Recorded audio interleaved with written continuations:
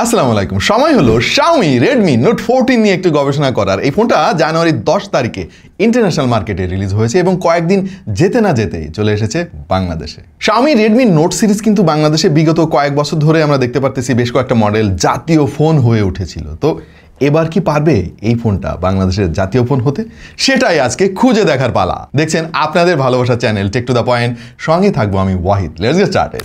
এবারে Redmi Note সিরিজের ফোনটা কিন্তু খুবই সিম্পল এবং ফ্রেশ। তবে এটা এমন নয় যে এরকম ডিজাইন এর আগে আমরা কখনো দেখিনি, বাট স্টিল আই ক্যাচি। পেছনে তারা প্লাস্টিক ব্যবহার করেছে, তবে একটা স্পার্কেল টাইপের একটা টেক্সচার দিয়েছে, সাথে ম্যাট ফিনিশ এবং রেডমির ব্র্যান্ডিংটা খুব ছোট আকারে আছে নিচে। ক্যামেরা হাউজিংটা মিরর ফিনিশের এবং বেশ খানিকটা উঁচু, এর ফলে ফ্ল্যাট সারফেসে রাখলে হয়তো একটু উইবেল করবে। এবং ফোনটা বক্স শেপের, এতটাই বক্সি শেপের যে ফ্ল্যাট সারফেসে এটাকে আপনি কোনো কিছু সাপোর্ট ছাড়াই দাঁড়িয়ে রাখতে পারবেন। তবে Xiaomi প্রোডাক্টগুলোর বিল্ড কোয়ালিটি নিয়ে কোনো ইস্যু নাই, দেখতে খুবই প্রিমিয়াম লাগে।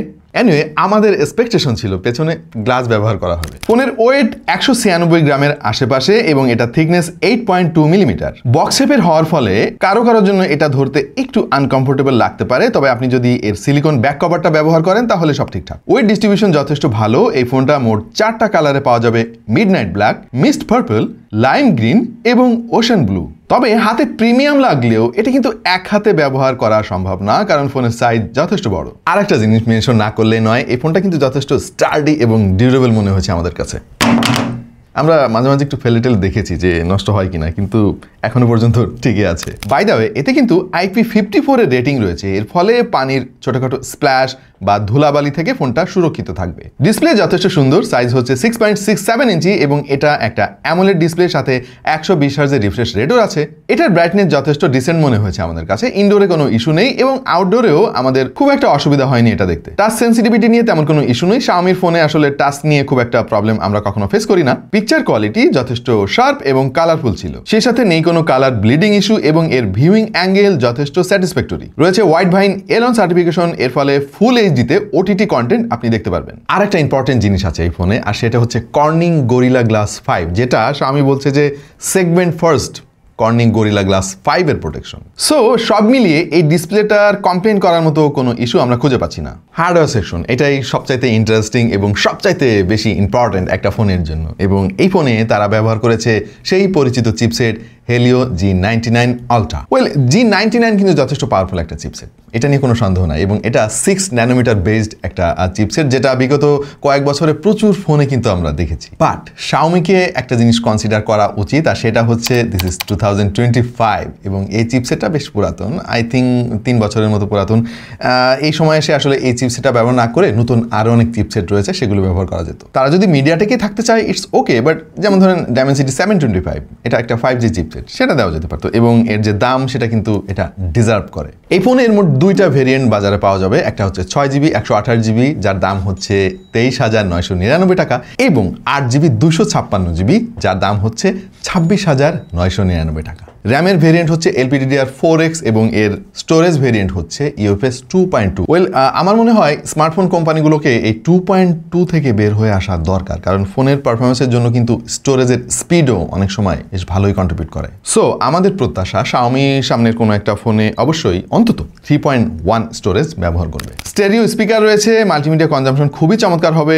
সেই সঙ্গে রয়েছে দরকারি একটা জিনিস, IR ব্লাস্টার। যাদের বাসায় এসি, টিভি এই টাইপের জিনিসপত্র আছে রিমোট কন্ট্রোল চালিত, তারা কিন্তু ফোন থেকে কন্ট্রোল করতে পারবেন। ব্লুটুথ ভেরিয়েন্ট হিসেবে এখানে রয়েছে 5.3। আই থিঙ্ক এখানে 5.4 ব্যবহার করা উচিত ছিল। 5.3 নিয়ে আমরা যেটা দেখেছি গবেষণা করে, ইদানিং অনেক হেডফোন কিন্তু 5.4 এ চলে এসেছে, এবং 5.3 সঙ্গে 5.4 এর ল্যাটেন্সিতে বেশ খানিকটা পার্থক্য আছে। সুতরাং যারা গেমিং টেমিং করেন তাদের জন্য 5.4 দিলে অনেক কাজে আসতো। টকিং অ্যাবাউট সফটওয়্যার, Android 14 পেয়ে যাবেন আউট অফ দ্য বক্স। 2025-এ আমরা অধিকাংশ ফোন দেখতে পাচ্ছি out of the box Android 15 থাকে। সো Xiaomi-র উচিত ছিল এখানে Android 15 দেওয়া। তবে ভালো ব্যাপার হচ্ছে Xiaomi-র এই ফোনটাতে কিন্তু 4 বছরের মেজর অ্যান্ড্রয়েড আপডেট পাওয়া যাবে, এবং সেই সঙ্গে পাওয়া যাবে 6 বছরের security updates, which is pretty good. সেই সঙ্গে রয়েছে HyperOS 1। আই থিঙ্ক খুব দ্রুত এই ফোনটা HyperOS 2 এর আপডেট পেয়ে যাবে, এবং HyperOS নিয়ে ইদানিং অনেক কথা হচ্ছে। হচ্ছে। আমার কাছে মনে হয় যে এটা MIUI এর একটা আপগ্রেডেড ভার্সন, জাস্ট নামটা তারা একটু পরিবর্তন করেছে। এনিওয়ে, এতে বেশ কিছু উল্লেখযোগ্য পরিবর্তনও আছে। প্র্যাকটিক্যাল লাইফে এটা টিপিক্যাল একটা Xiaomi ফোনের মতোই আপনার কাছে মনে হবে। G99 কিন্তু আমাদের কাছে খুবই পরিচিত এর স্টেবল পারফরমেন্সের জন্য, বাট আমার মনে হয় HyperOS এর আর একটু সময় দরকার এই চিপসেটটাকে ভালো করে বোঝার জন্য, এবং আমার বিশ্বাস ধীরে ধীরে সেটা সে করতে পারবে। কিছু ল্যাগ এবং স্ট্যাটার আপনি পাবেন, যদি রেগুলার ইউজার হন আপনি তাহলে এটা হয়তো চোখে পড়বে না, বাট যারা ছোট ছোট অনেক কিছুই খেয়াল করেন তাদের দৃষ্টিতে হয়তো এই জিনিসগুলো চোখে পড়তে পারে। রেগুলার অ্যাপগুলো ফ্ললেসলি এটা অপারেট করতে পেরেছে, বাট মাল্টিটাস্কিং এবং র্যাম ম্যানেজমেন্ট আমার মনে হয় আর একটু ইমপ্রুভ করা দরকার। অ্যাপ ওপেনিং টাইম ডিসেন্ট মনে হয়েছে আমাদের কাছে, এবং অ্যাপ সুইচিং এর সময় খেয়াল করেছি একটু ল্যাগ বা স্ট্যাটার বা একটু স্ট্রাগল করে এটার ইউআই। তবে ডে টু ডে ইউসেজে কোনো মেজর ইস্যু আমরা খেয়াল করিনি। আর একটা পজিটিভ ব্যাপার হচ্ছে এই ফোনে ওয়ারিড হওয়ার মতো তেমন হিটিং ইস্যু আমরা খেয়াল করিনি, থ্যাঙ্কস টু 6 ন্যানোমিটার চিপসেট। আমরা অ্যান্ড্রয়েড টেস্ট করেছি, স্কোর এসেছে 3,39,097, গিগ বেঞ্চে সিঙ্গেল করে 726 এবং মাল্টি করে 1931। ওয়াইল্ড লাইফ এক্সট্রিম টেস্টের এই রেজাল্টটা খেয়াল করে দেখেন, ম্যাক্সিমাম লুপ স্কোর কিন্তু এসেছে 347। এবং ইন্টারেস্টিং ব্যাপার হচ্ছে খেয়াল করে দেখেন এখানে 20টা লুপ পর্যন্ত পারফরমেন্স উল্লেখযোগ্য হারে ড্রপ করেনি, হুইচ ইজ প্রিটি গুড। যারা AnTuTu স্কোর নিয়ে অনেক বেশি সিরিয়াস তারা এই চার্টটা একটু দেখতে পারেন। আমরা সবসময় চেষ্টা করি সিমিলার প্রাইস সেগমেন্টের অন্যান্য ফোনের সঙ্গে একটু তুলনামূলক চিত্র আপনাদেরকে দেখাতে, এবং এখানে Xiaomi Redmi Note 14 এর যে স্কোর সেটা যে খুব বেশি স্যাটিসফ্যাক্টরি সেটা জোর দিয়ে বলা যাবে না। পাশাপাশি এই চারটা দিকে খেয়াল করে দেখেন, মিডিয়াটেকের Helio G99 দেওয়া যতগুলো ফোনের রিভিউ আমরা করেছি, Xiaomi Redmi Note 14 সামহাও এখানে খুব একটা ভালো অবস্থানে নাই। আই থিঙ্ক এখানে সফটওয়্যার অপটিমাইজেশন রিলেটেড কোনো একটা ইস্যু থাকতে পারে, যেটা বললাম যে HyperOS নতুন মার্কেটে ধীরে ধীরে সে আসলে শিখছে এবং সব চিপসেটের সঙ্গে নিজেকে মানিয়ে নেওয়ার চেষ্টা করছে। সামনের কোনো একটা আপডেটে এই স্কোর অবশ্যই অনেক বাড়বে।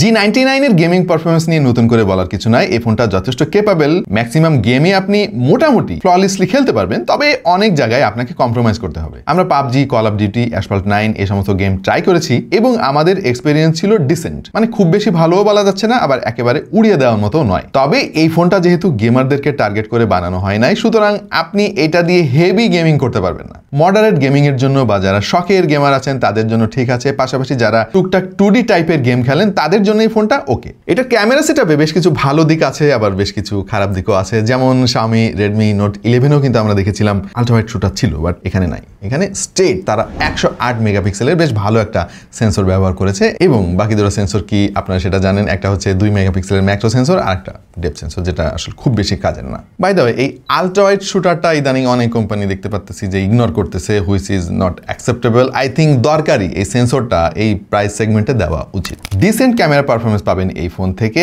এবং টিপিক্যাল Xiaomiর মতো এই ফোনেও দেখবেন যে কিছু কিছু লাইটিং কন্ডিশনে ছবিগুলো একটু সফট করে ফেলে, বাট ওভারঅল আপনি যদি ভালো লাইট প্রোভাইড করতে পারেন তাহলে দারুণ ছবি পাবেন। বিশেষ করে ডে লাইটে আমরা বেশ কিছু ছবি তুলেছি এবং আমাদের কাছে বেশ ভালো লেগেছে, যদিও কিছু কিছু ছবিতে এক্সপোজার কন্ট্রোলটা নিয়ে একটু ঝামেলা আছে, এখানে সফটওয়্যারের কোনো একটা ইস্যু থাকতে পারে। তবে কালার টোনটা একেবারে ন্যাচারাল মনে হয়েছে আমাদের কাছে, হুইচ ইজ প্রিটি গুড, কারণ ম্যাক্সিমাম ফোনের ক্যামেরা দেখবেন যে একটু সুন্দর দেখানোর জন্য কালারগুলো বুস্ট করে, দেখতে আনন্যাচারাল লাগে। Thanks Xiaomi। By the way, আমরা আরেকটু বেটার ডাইনামিক রেঞ্জটা আশা করেছিলাম। ছবিগুলো যদি আরো গভীরে গিয়ে খেয়াল করেন দেখবেন যে শ্যাডো এরিয়াগুলো এক্সপোজড করার জন্য বেশ নয়েজ তৈরি করে ফেলে। I think which is normal in this price range. Portrait photography মোটামুটি, মানে এটা অনেক বেশি ভালোও না, বাজেট হিসেবে খুব একটা খারাপও না। সাবজেক্ট সেপারেট করতে গিয়ে মাঝে মাঝে একটু স্ট্রাগল করে কমপ্লিকেটেড ব্যাকগ্রাউন্ড থাকলে, but most of the time it's okay. Low লাইটে অবশ্য আমরা এটার পারফরমেন্স খুব একটা ভালো পাই নাই, যেহেতু OIS নাই, সুতরাং এখানে আসলে শাটার স্পিড অনেক ল্যাগ করে, সে সঙ্গে ডিটেইলও অনেক গায়েব হয়ে যায়।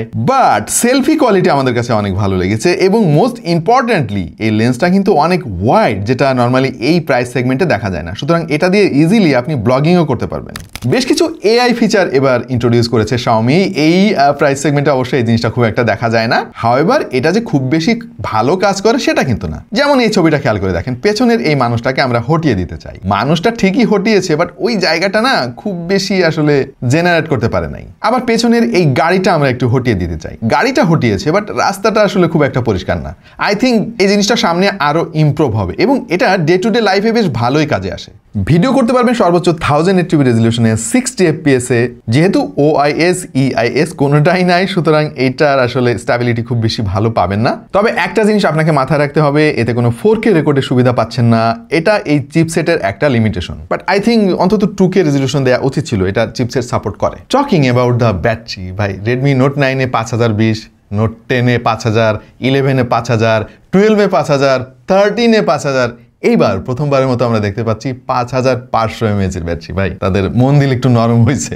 যাই হোক, 5500 mAh এর ব্যাটারির সঙ্গে পেয়ে যাবেন 33 ওয়াটের fast charging support, which is pretty good combination. এবং এটার ব্যাকআপও যথেষ্ট ভালো থাকে টিপিক্যাল Xiaomi ফোনের মতো। আপনি যদি হেভি ইউজার হন ইজিলি 6 ঘন্টা এসওটি পেয়ে যাবেন, আর যদি নর্মাল ইউজার হন ইজিলি আপনি সারাদিন পার করে ফেলতে পারবেন। ইভেন একেবারে বেসিক ইউজার হলে 1.5 দিন ইজিলি এর কাছ থেকে ব্যাকআপ পাবেন। এটার অন স্ক্রিন ফিঙ্গারপ্রিন্ট সেন্সরটা বেশ ভালোই কাজ করেছে, ডিসেন্ট, বাট আই থিঙ্ক অ্যানিমেশনের জন্য একটু স্লো মনে হতে পারে আপনার কাছে। ফোনের একটা জিনিস কিন্তু আমি খুব ভালোভাবে খেয়াল করি, আর সেটা হচ্ছে ভাইব্রেশন মোটরটা ঠিকমতো কাজ করতেছে কিনা। ভাই এটা খুবই দরকারি।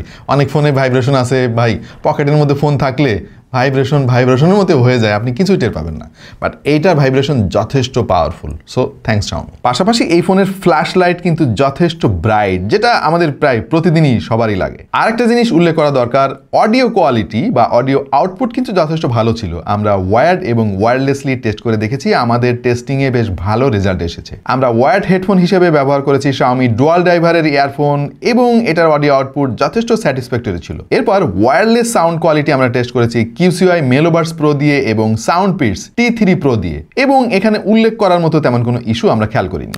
এবার চূড়ান্ত মতামত দেওয়ার পালা। ওয়েল, এটা টিপিক্যাল একটা Xiaomi ফোন, এবং যারা Xiaomi লাভার আছেন তাদের এই ফোনটা পছন্দ হবে, এবং তারা এই বাজেট সেগমেন্টে এই ফোনটাকে আপনাদের পারচেজ উইশ লিস্টে রাখতে পারেন। But if you are looking for performance centric phone, then আপনি Xiaomiর অন্যান্য আরও অনেক ফোন আছে, সেগুলো পারচেজ করতে পারেন, অথবা মার্কেটে ভাই অপশনের শেষ নাই। Redmi Note সিরিজের ফোনগুলোতে Xiaomi সবসময় চেষ্টা করে যে সবকিছুই মোটামুটি দেওয়ার জন্য, যাতে করে সব শ্রেণীর ক্রেতারা উপকৃত হয়। সো এই ফোনটাতেও তারা সবকিছুতে একটা ব্যালেন্স করার চেষ্টা করেছে। আর দামের ব্যাপারে আমার কাছে যেটা মনে হয়েছে যে প্রাইসটা আরো একটু কমানো দরকার ছিল, কারণ এখন মার্কেটে প্রচুর কম্পিটিশন হচ্ছে। এই সিমিলার স্পেকে কিন্তু আমরা আরো অনেক ফোন দেখতে পাচ্ছি যেগুলোর দাম আরো কম। সো আশা করছি Xiaomi এই জিনিসটা মাথায় রাখবে। সো আপনাদের কাছে কেমন লাগলো Xiaomi Redmi Note 14? জানিয়ে দিন কমেন্ট সেকশনে। এবং আপনার দৃষ্টিতে এই ফোনটা কি এই বছরে জাতীয় ফোন হতে পারবে?